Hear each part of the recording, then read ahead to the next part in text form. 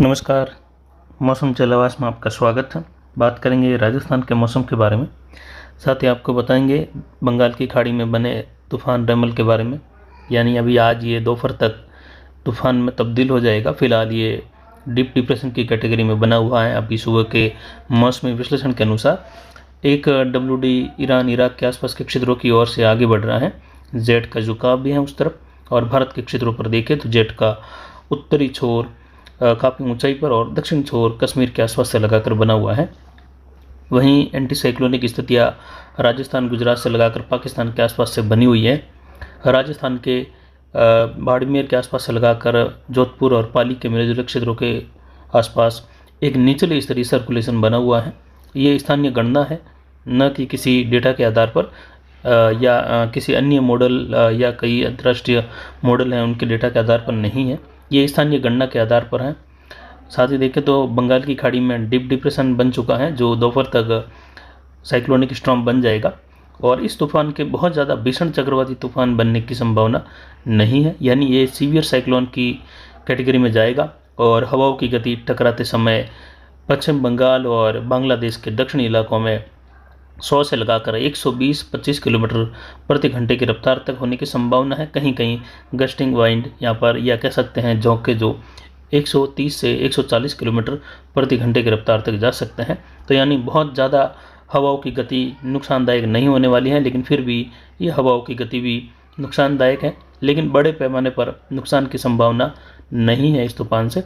इसका नाम तूफान रेमल रहेगा और ये 26 तारीख की शाम के आसपास से लगाकर इन क्षेत्रों में टकराने की संभावना है। और ये पूर्वी भारत के पश्चिम बंगाल के आसपास से लगाकर कुछ बिहार झारखंड से लगाकर उड़ीसा और पूर्वोत्तर राज्यों के अधिकतर राज्यों में भारी से बहुत भारी वर्षा देगा। बांग्लादेश के क्षेत्रों में भी लगभग अधिकतर भागों में भारी से अति भारी वर्षा होगी। पूर्वोत्तर राज्यों में इसकी वजह से आने वाले दिनों में 26 से लगाकर 29 मई के बीच में कई जगहों पर लगातार मूसलाधार वर्षा और अत्यंत भारी वर्षा की गतिविधियां अलग अलग क्षेत्रों में रहेगी। यानी अतिवृष्टि की संभावनाओं से कई जगहों पर यहाँ पर पश्चिम बंगाल से लगाकर बाढ़ग्रस्त जैसी स्थितियां हो सकती हैं, या बाढ़ जैसे स्थिति के हालात भी बन सकते हैं। भारी से अति भारी वर्षा की संभावना है। इधर दक्षिण की ओर देखें तो इस तूफान के बाद वर्षा की गतिविधियों में केरल तमिलनाडु के क्षेत्रों में बढ़ोतरी होगी, जिसमें विशेषकर केरल के तटीय भागों से लगाकर कुछ अंदरूनी भाग जो पश्चिमी घाट के क्षेत्र हैं वहां पर भारी से अति भारी वर्षा की संभावना आने वाले एक सप्ताह के दौरान देखने को मिलने की संभावनाएं हैं। और जो मानसून की स्थिति है वह भी धीरे धीरे उत्तर की ओर लगातार बन रही है, यानी उत्तर की ओर बढ़ रहा है। उम्मीद है कि 3 जून के आसपास बंगाल की खाड़ी के क्षेत्रों से बढ़ते हुए मानसून की स्थिति अरब सागर के क्षेत्रों में भी आगे बढ़कर केरल में दस्तक देने की संभावना है। अनुमान के तौर पर जो पहला विश्लेषण है उसके अनुसार 3 से 6 जून के मध्य बंगाल की खाड़ी के क्षेत्रों में, और यानी मध्य भागों से लगाकर आगे, और वहीं अरब सागर के भी दक्षिण मध्य हिस्सों की ओर बढ़ता हुआ मानसून का दौर केरल में दस्तक देगा।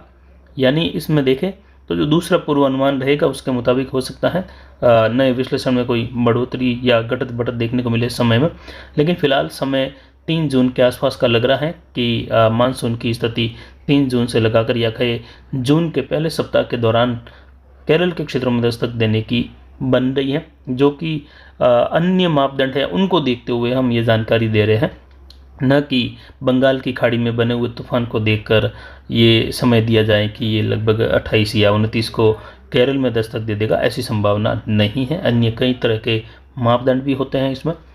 मानसून की स्थिति तीसरे दौर में कुछ इस प्रकार आगे बढ़ी है, जैसा आप देख सकते हैं बंगाल की खाड़ी के दक्षिण दक्षिण पूर्वी क्षेत्रों के आसपास से लगाकर कुछ श्रीलंका के क्षेत्रों में भी ये हल्का सा उत्तर की ओर आगे बढ़ा है। यहाँ पर आने वाले दिनों में देखें तो वर्षा की गतिविधियों में बढ़ोतरी होगी दक्षिण भारत के क्षेत्रों से लगाकर, जिसमें केरल, तमिलनाडु, कर्नाटक, महाराष्ट्र के क्षेत्रों में, यानी मुंबई में भी वर्षा की गतिविधियों की शुरुआत होने वाली है 2-4 दिनों के बाद से लगाकर, या कहे जून का पहला सप्ताह मुंबई के लिए भी राहत की खबर लेके आएगा वर्षा के लिए। वहीं राजस्थान के क्षेत्रों में भी देखें तो जून महीने के पहले सप्ताह के दौरान गुजरात, महाराष्ट्र, राजस्थान, मध्य प्रदेश के क्षेत्रों में खंड वर्षा की गतिविधियां हल्की मध्यम, कहीं कहीं जोरदार वर्षा की गतिविधियां भी खंड वर्षा के रूप में होने की संभावना है, जिससे तापमान में उस दौरान गिरावट लेकिन उमस भरा माहौल बनने की संभावना है। फिलहाल जो तापमान बना हुआ है राजस्थान के क्षेत्रों में, उत्तर पश्चिम भारत के अन्य राज्यों में इसमें भी जल्द ही 27 तारीख के आसपास से लगाकर आगे हवाओं का दौर बढ़ेगा, अरब सागरीय हवाएं बढ़ेगी, जिससे तापमान में गिरावट की संभावना है। कुछ इस प्रकार का पैटर्न मानसून का आगे बढ़ता हुआ दिखाई दे रहा है। जो 1 महीने पहले का ये विश्लेषण आप इस वीडियो में देख रहे हैं, मानसून की जो रेखाएं बनाई हैं यानी NLM की स्थिति है, नॉर्दर्न लिमिट ऑफ मानसून, ये इस प्रकार आगे रहेगा। वहीं पिछले 24 घंटों के दौरान तापमान की स्थिति अरावली बेल्ट में फिर से जोरदार रही और अपने आप में ये काफ़ी ज़्यादा यहाँ पर लू की स्थिति का दौर देखने को मिल रहा है। हवाओं का दबाव हल्का बाड़मेर और जोधपुर से लगाकर जालोर होते हुए जैसलमेर, नागौर, इन क्षेत्रों में बढ़ता है उत्तर पश्चिम से, लेकिन अरावली के नज़दीक के मैदानी बेल्ट में आने के बाद ये हवाएं शांत या और ज़्यादा धीमी गति से हो जाती हैं, जिससे वहाँ से चली हीट यहाँ आकर जो है सघनित होती है और ये काफ़ी ज़्यादा उष्णता यहाँ पर उष्णता के रूप में महसूस होती हैं और तापमान को काफ़ी ज़्यादा बढ़ा देती हैं। यह हवाएं काफ़ी ज़्यादा गर्म हो जाती हैं, जैसे कहीं आर्द्रताओं का प्रभाव बढ़ता है और वह आर्द्र हवा कहीं पहाड़ी क्षेत्रों में जाकर काफ़ी ज़्यादा सघन हो जाती हैं।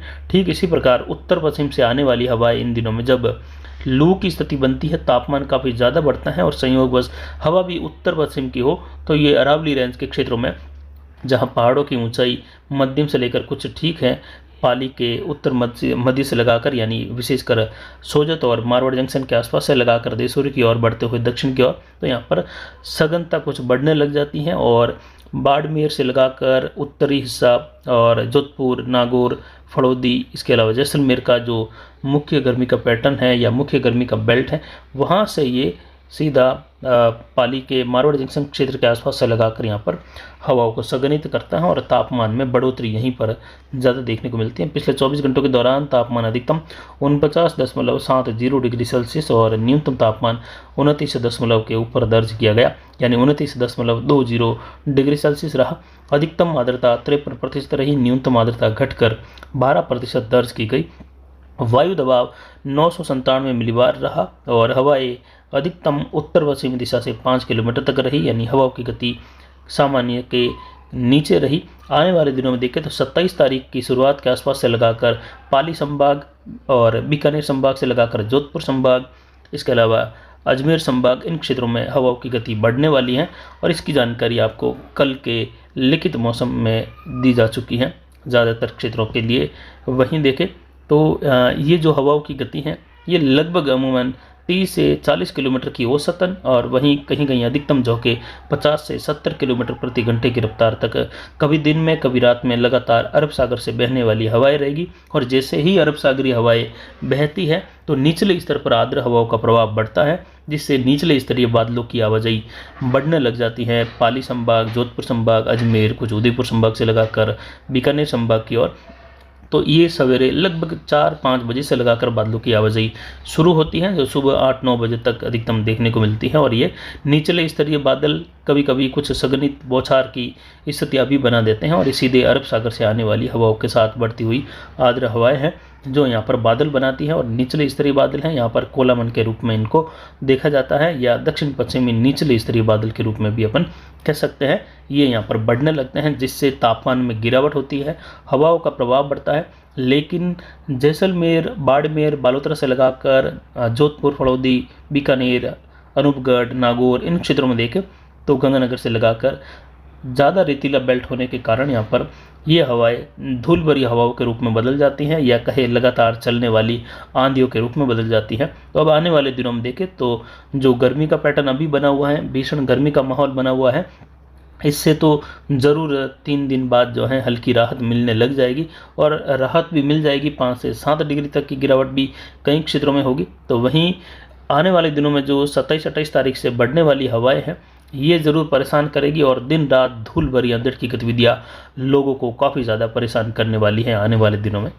यानी जैसा कि राजस्थान के मैप पर देख सकते हैं, पश्चिमी राजस्थान का अधिकतर हिस्सा तेज़ हवाओं के रूप में रहेगा और सुबह सुबह बादलों की आवाजाही भी बढ़ने वाली है।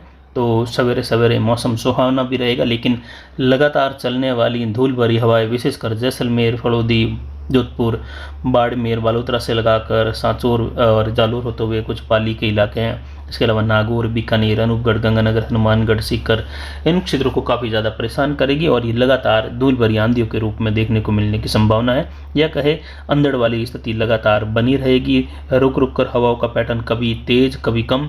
तो यानी गर्मी से लोग जितने परेशान रहे हैं, हो सकता है आने वाले दिनों में गर्मी से ज़्यादा परेशान इन धूल भरी हवाओं के चलने से रहे, जो दिन रात लगातार चलने जैसी संभावनाएं बन रही हैं।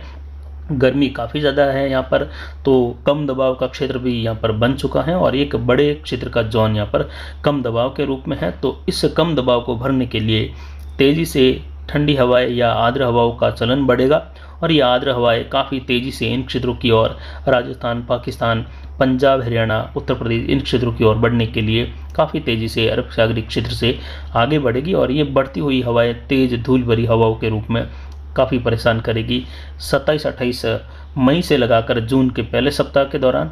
लेकिन गर्मी का माहौल भी बीच में, जब हवाओं की गतिविधियाँ शांत भी होगी, उस दौरान गर्मी का माहौल भी बना रहेगा क्योंकि नौतपे का भी समय है। लेकिन जितनी गर्मी अभी पड़ रही है 48, 49, 50 डिग्री तक, कहीं 51 डिग्री तक का तापमान, तो इसमें ज़रूर राहत मिलेगी। सामान्य तापमान के आसपास की स्थितियाँ रहेगी आगे, लगभग 44 से लगाकर 47 डिग्री के मध्य के अधिकतम तापमान दर्ज किए जाएंगे, जिससे 3 से 4 डिग्री, कहीं 5 डिग्री की ये गिरावट राहत भरी रहेगी। लेकिन चलती हुई हवाएं यहाँ पर तापमान 45 डिग्री के आसपास रहने के बावजूद भी लोगों को कुछ राहत देगी और उसी दौरान कहीं कहीं मेघ गर्जन के साथ खंड वर्षा की स्थितियाँ भी जून के 1 तारीख के आसपास से लगाकर पहले सप्ताह के मध्य होने की संभावना है। अरावली बेल्ट के आसपास से लगाकर कोटा, उदयपुर संभाग होते हुए अजमेर और पाली संभाग के क्षेत्रों में भी उस दौरान, तो अन्य क्षेत्रों में भी कहीं कहीं मेघ गर्जन, खंड वर्षा, आंधी, धूल भरी उसके साथ देखने को मिल सकती हैं। तो कुल मिलाकर फिलहाल जो गर्मी का पैटर्न है 3 दिन बना रहेगा, लेकिन 27 तारीख से शुरू होने वाली हवाएं राजस्थान सहित आसपास के क्षेत्रों में कुछ राहत देगी, तापमान में गिरावट होगी, लेकिन धूल भरी हवाएं लगातार चलने से परेशानी भी देखने को मिलने की संभावना है। फिलहाल अभी की जानकारी के लिए इतना ही। नमस्कार, जय हिंद, जय भारत।